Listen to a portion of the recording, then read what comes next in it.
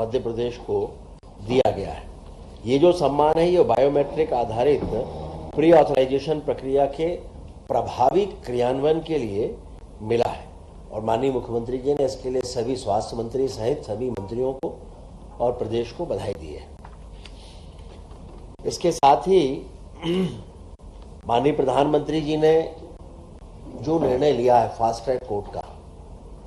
वैसे भी माननीय प्रधानमंत्री जी जो भी निर्णय लेते हैं तो मध्य प्रदेश वो ऐसा राज्य है जहां कोशिश होती है कि अगर उसे राज्यों में भी लागू करना है तो मध्य प्रदेश उन्हें लागू करने में एक अग्रणी राज्य के रूप में अपनी भूमिका निभाए और इसीलिए मध्य प्रदेश में फास्ट ट्रैक कोर्ट बनाने की भी आज घोषणा हो गई है। ये भोपाल, जबलपुर, इंदौर और ग्वालियर में स्थापित होने वाले हैं,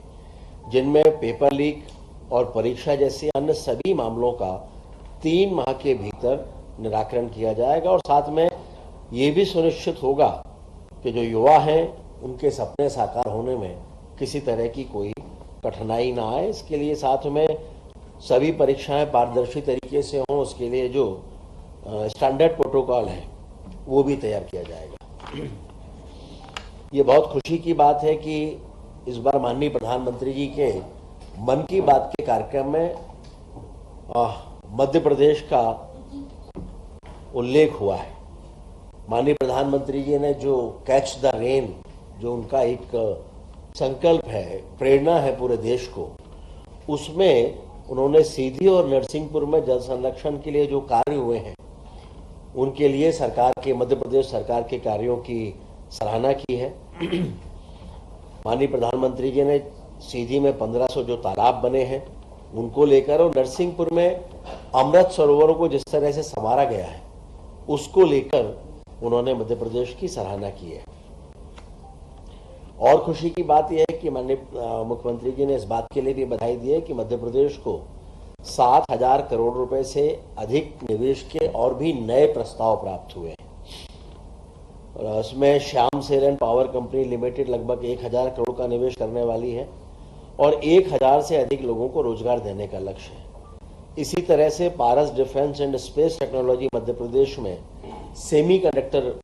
परियोजना भी स्थापित करेगी, जिसमें 6,200 करोड़ रुपए का निवेश होगा और लगभग 2,500 से अधिक रोजगारों का सृजन होगा।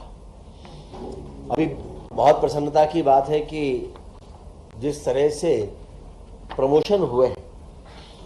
उसमें अकेले पुलिस विभाग में ही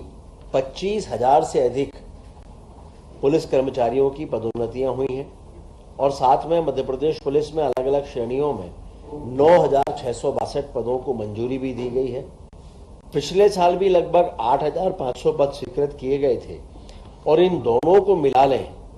तो लगभग 18,000 पद 2 वर्ष में मध्य प्रदेश में स्वीकृत हुए हैं और ये कहते हुए भी हमें खुशी है कि माननीय मुख्यमंत्री जी के नेतृत्व में मध्य प्रदेश पुलिस को देश की सर्वश्रेष्ठ पुलिस बने, इस दिशा में लगातार कार्य होंगे। हमें ये बताते हुए भी खुशी है कि महिला एशियन हॉकी चैंपियंस ट्रॉफी 2026 का आयोजन भी भोपाल में अक्टूबर-नवंबर में होने जा रहा है। इसमें एशिया की 6 प्रमुख महिला टीमें, जिनमें भारत, चीन, जापान, मलेशिया, दक्षिण कोरिया और थाईलैंड, इनके 200 से ज्यादा खिलाड़ी इसमें भाग लेंगे और ये नाथू बरखेड़ा में जो नवनिर्मित स्पोर्ट्स कॉम्प्लेक्स है उसमें ये होने जा रहा है। इसमें लगभग 18 करोड़ रुपए के आसपास की राशि खर्च होगी। वित्त विभाग के द्वारा इसके लिए सहमति भी दे दी गई है। जल संसाधन विभाग में 1 अप्रैल 2025 से 31 मार्च 2031 तक की जो योजनाएं हैं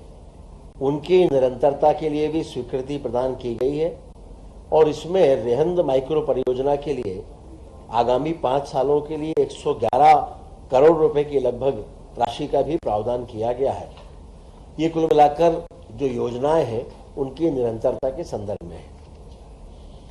इसी तरह से